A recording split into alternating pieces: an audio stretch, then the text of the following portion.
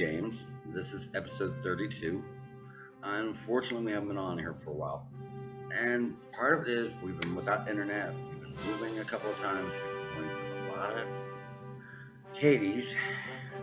But that's not what this episode's about. Strange enough, this episode is an ode to Margot Kidder.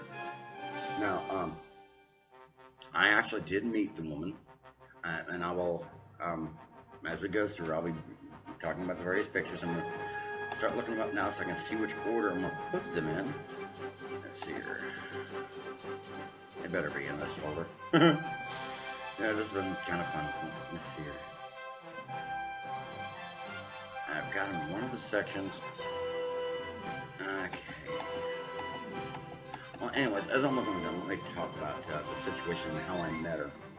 I was with a friend of mine, and that should be actually the first picture you see.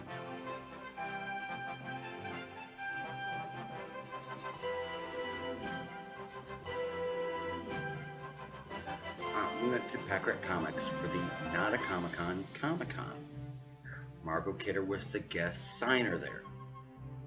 Well, interestingly enough, I came in costume, as you see in the pictures, and the earlier versions of the costume, as some of you have seen, the costume has drastically and consistently improved. Now,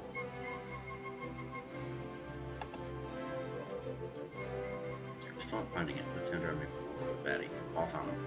Okay. Now, she was there at the signing desk, mopped a little bit, and me and the friend that you see in the pictures, that's Kenny. We walk on by. Look for her and I nod. Now, some of this information I'm going to already relate with stuff that was related to me. I found out after the fact. Okay. And no, mind you, the pictures that you're seeing though, as they're coming up on the screen, Margot Kidder's photographer took them. You know, I was nowhere near a camera, neither was Kenny, nor was anybody else.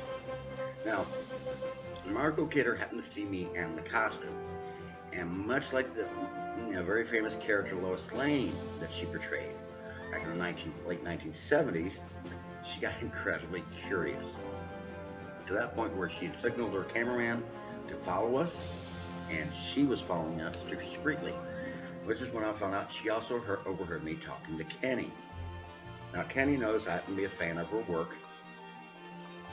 I was surprised that I didn't want to go up to the desk to meet her. Once I explained to him she was already mobbed by a bunch of fans, I respect her work, I respect her as a human being, I'm not going to do that to her. It's just wrong. She overheard me saying all that. She decided right then and there she was going to meet me because, one, she wanted to find out about the costume. She just had to find out about the costume. And two, she was very curious about meeting somebody who was like me, that has that type of outlook, that can respect someone who's famous, that does a lot of great, work like she did, but, is refusing to be, sign my arm, sign my, believe me, I've read some articles from some of the actors and places that they've asked people to sign. Now, what you're seeing is what happened next was me and Kenny got into one of the lines for free stuff, which you can usually find at any Comic-Con if you know where to look. So she sneaked ahead to the front of the line and was waiting there with the sign just to get the chance to talk to me, And me and her did have a nice conversation. She was incredibly intrigued by the costume, as a lot of you know what the costume's about, for Prince of the Amazons. Unfortunately, the pictures, that's an early incarnation of the costume. It has constantly made improvements, new belt, new bracelets, new sleeves. But, and told her what we were trying to do, and she wished me a lot. She said of course, she knows what it's like to be a producer and be behind the scenes as well as in front of the scenes. So, I had my pleasant, wonderful conversation with her, and then walked away. And the next time me and Ken went into Packrat Comics, that's when we found out. When they took her to the airport, that's all she could talk about was me, which had me, whoa. She was rather impressed by me, apparently. I was intrigued that, we'd gone through so much work on the costume. Now, unfortunately, as some of you may know, if you've actually been paying attention to the news, and that's why I'm going to double check my notes on this, She just passed on May 13th, 2018. She died in her home. Apparently, it seems to be of natural causes. Of course, she was also born October 17th, 1948. I'll put my notes back over there for now. Um, she, of course, did quite a few things in her life. And one thing she started doing was being aware of mental health issues because of her own bipolar and manic problems, which is she last stated she hadn't had an episode in like 11 or 12 years. Not since the situation that happened to her when someone had hacked her laptop with a virus, and she went through a lot of heck because of that. Now, I'm saying all that to say, she will be missed. She was an incredible actress, an incredible director, human being, writer.